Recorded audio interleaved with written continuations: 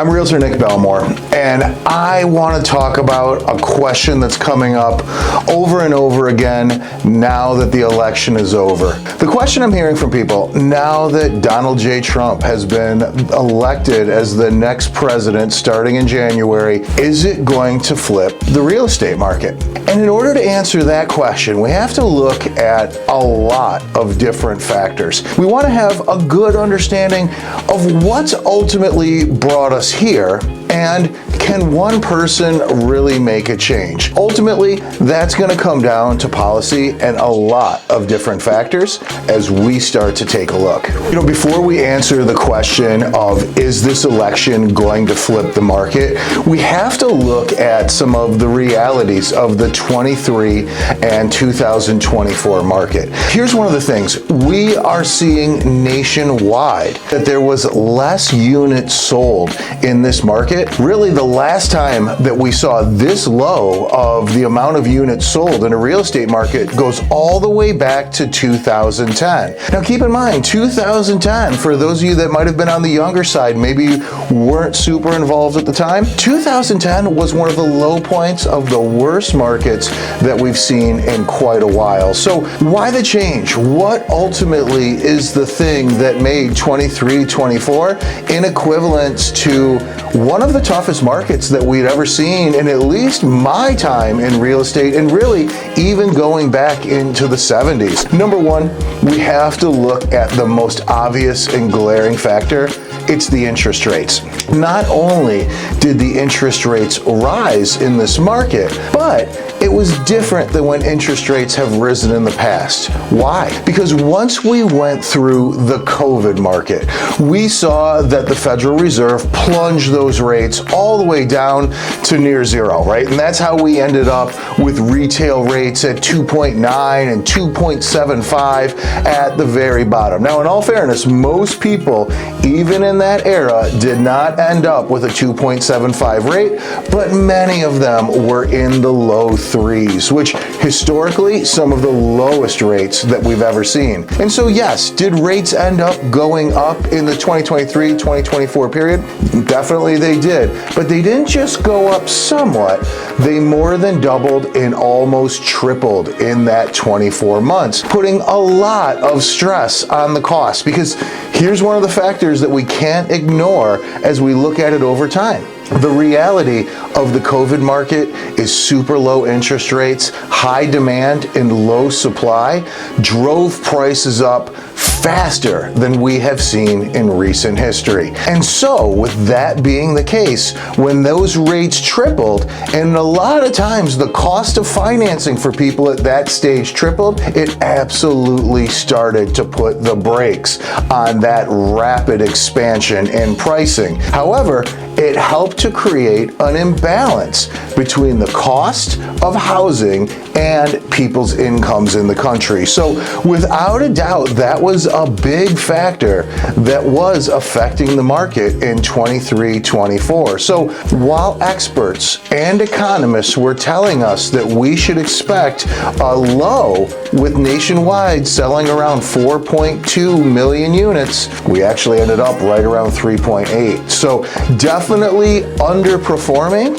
even compared to where experts were predicting that those markets were going to go. The next thing that we have to start to take a look at is some of the inventory shifts that were happening for 23 and 24. When we were back into the years of 20 through 23, we were seeing nationwide historically low inventory. Oftentimes with most metro areas even holding inventory below 1 month, meaning that if the rate of purchasing kept on going the way it was and no more homes came on the market, a lot of places would have sold out everything in 2, 3, even 4 weeks in that market. However, in 23 and 24 nationwide, there was a 27% rise in the amount of inventory. So while it definitely came up and that definitely affected us from racing up for those amazing prices, it really put us in a position situation where people slowed their buying at that stage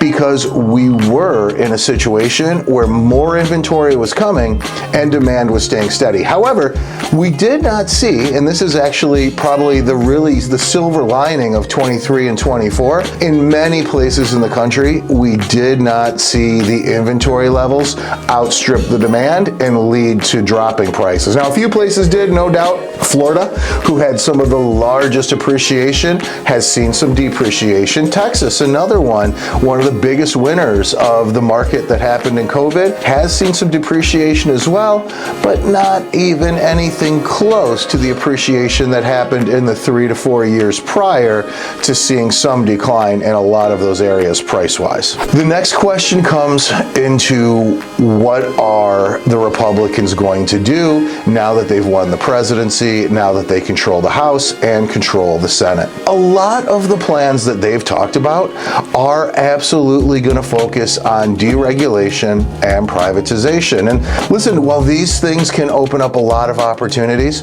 they're certainly not going to guarantee a flip into the market. On top of it, if we are doing some of the things that they had talked about before the election, like incentivizing builders with tax incentives in order to go ahead and put up more of the bottom level, the entry level of housing compared to mini mansions, or even some of the deregulation and easing of restrictions when it comes to local zoning laws and incentivization for builders to put up more of that housing, these are not going to be instant fixes in the market. Could they be something that gives the market a lot of strength as we move forward in the next 3 to 5 years? Yeah, absolutely. I definitely believe that the easier we make it for builders to put up more new construction, and the more that we incentivize that new construction to be entry-level housing versus what we've now dubbed the McMansion, the better it's going to be for the real estate market and for the future generations coming forward. We definitely need more balance in entry-level housing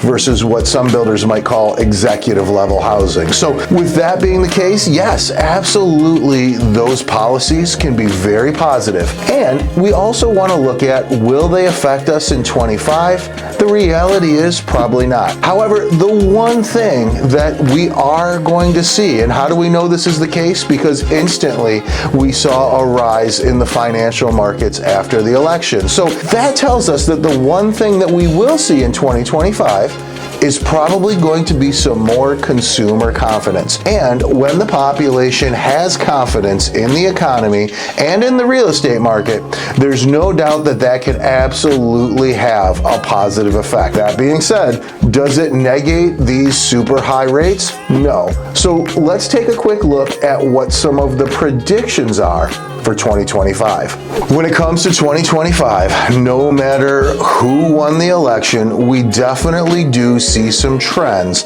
based on a few of our economic factors. One of the things that we're seeing that is probably going to be the biggest help for us as we go into the market of 2025 is interest rates are expected to decline. As a matter of fact, we're expected to have multiple cuts in the Fed rate that will absolutely lead to lower interest rates as we begin to go forward into the year. As it stands now, we did have some Fed cuts, and unfortunately, these were pre-factored by a lot of the investors and the mortgage companies out there, which means we did not see an amazing decline. However, a lot of economists are telling us that we are expected in the middle of 2025 to be right around a 6% mortgage rate, and in some cases, we can even see below 6. Now, in my experience, when they say below 6, it doesn't mean 5 1/8. It typically means 5.75, 5.85, 5.99.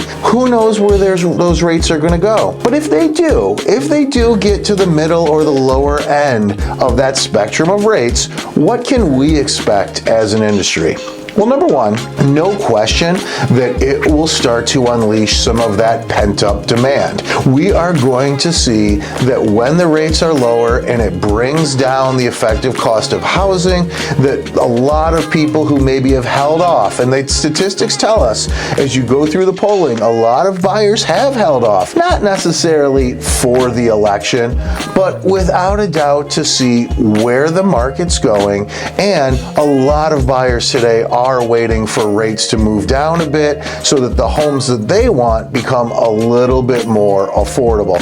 And the experts are telling us, no doubt, in 25, it won't happen immediately, but it will happen gradually. We should absolutely start to see a decline in the 30-year mortgage rate.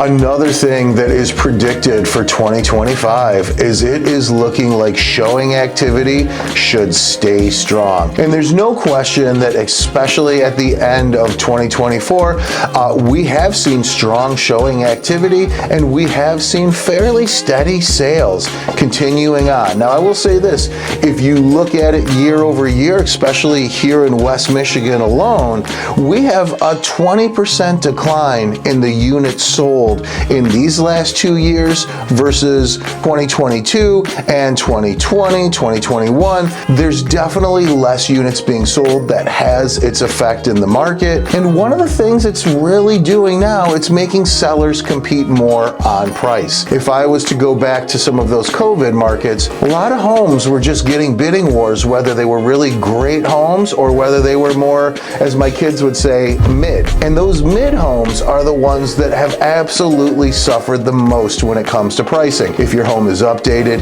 if it's on trend, if it's priced right, no doubt it could still end up in a bidding war today. But if your home is kind of mid, you're going to have to update or you're going to have to price accordingly, especially in 2025. We should continue to see a rise in inventory in 2025. Well, I do not believe that inventory is going to outpace the demand here in West Michigan.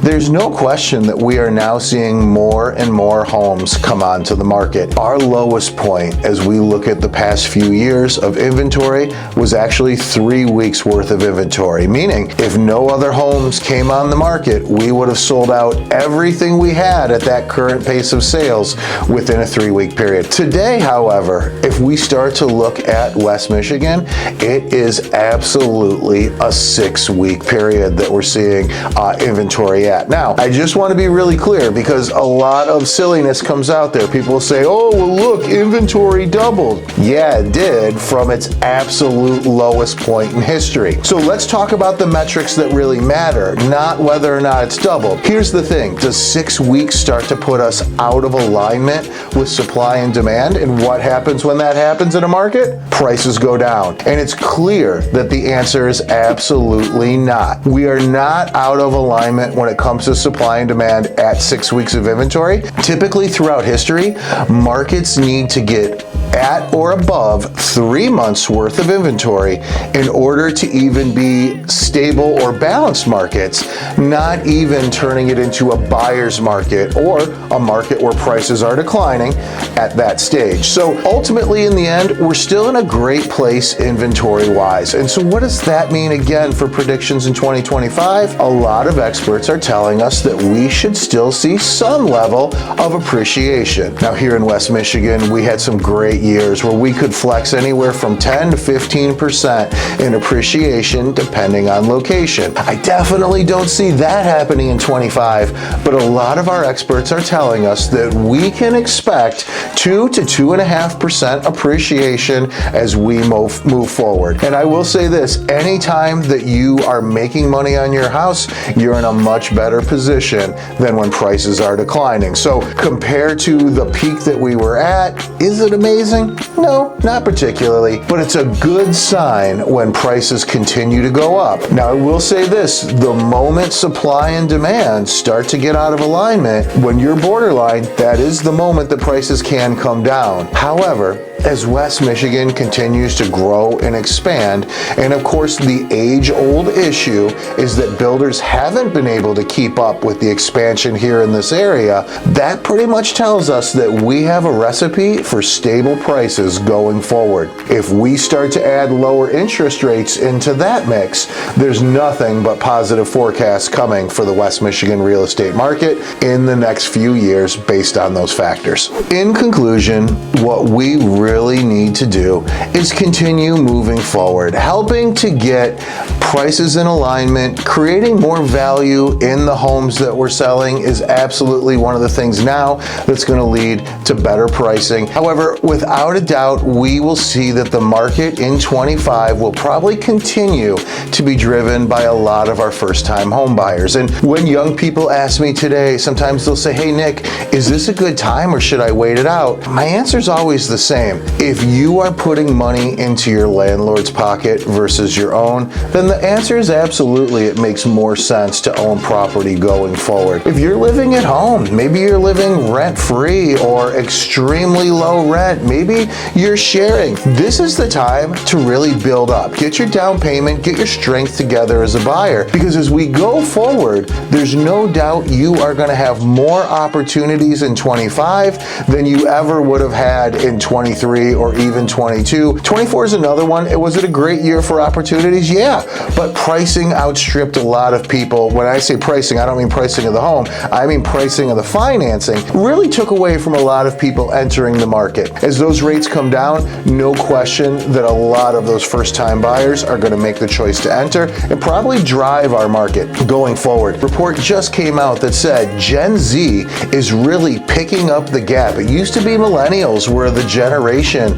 that was driving sales forward, and statistically, millennials were buying later in life than a lot of the generations before them. Gen Z, though, they don't see the value. They want to get in now, which quite honestly, as a Gen X person myself, it was a big priority in my early 20s to buy into the real estate market and have some ownership. It seems like Gen Z is taking some of the same mindset compared to the millennials that had more of a wait and see type of attitude towards the real estate market. So hopefully that gives you guys a little bit of an idea of what's happening or where we're going. In the end, the answer to the question, is this election going to flip the market? I'm going to tell you, in my opinion, no, it's absolutely not. However, a lot of the factors that are in alignment between policy that's coming up and the existing conditions in the market are going to lead to an increase in opportunity and availability in 2025. If you got value out of this video, do me a favor, go ahead and like and subscribe so I can keep you in the loop as new videos come out every single week. And if you're thinking about starting your journey to home ownership here in West Michigan, reach out to me. I specialize in helping buyers find the right home for them, and my contact information is right here in the description below. It would absolutely be my honor to help you on your journey to finding the perfect house here in West Michigan.